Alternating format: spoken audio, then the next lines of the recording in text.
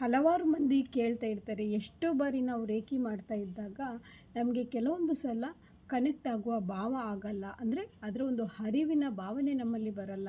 ಕೈಯಲ್ಲಿ ಬಿಸಿ ಗೊತ್ತಾಗಲ್ಲ. ಇದಕ್ಕೆ ನಾನಿವತ್ತೊಂದು ಅತ್ಯಂತ ಸರಳವಾದ ವಿಧಾನವನ್ನು ಹೇಳ್ತೇನೆ. ಹಲವಾರು ಕಾರಣಕ್ಕೆ ನಮಗೆ ರೇಖಿ ಕನೆಕ್ಟ್ ಆಗದೇ ಇರುವಂತಹ ಒಂದು ಸಂದರ್ಭಗಳು ಬಂದಿರ್ಬೋದು.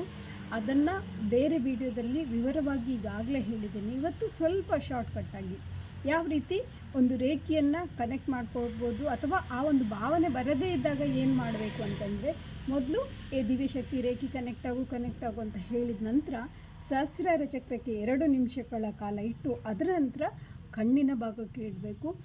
ಕಣ್ಣಿನ ಭಾಗಕ್ಕೆ ನಿಮಗೆ ಎಷ್ಟೊತ್ತು ಸಾಧ್ಯ ಇದೆ ನಿಮ್ಮ ಕೈಗೆ ಆ ಒಂದು ಕಣ್ಣಿನ ಭಾಗಕ್ಕೆ ಇಡಲು ಎಷ್ಟು ಸಪೋರ್ಟ್ ಆಗುತ್ತೆ ಅಷ್ಟೊತ್ತು ಇಟ್ಟ ನಂತರ ಪುನಃ ಕಿವಿಗೆ ಇಟ್ಟು ಅದರ ನಂತರ ಮತ್ತೊಮ್ಮೆ ಕಣ್ಣಿಗೆ ನಿಮಗೆ ಎಷ್ಟೊತ್ತು ಸಾಧ್ಯ ಇದೆ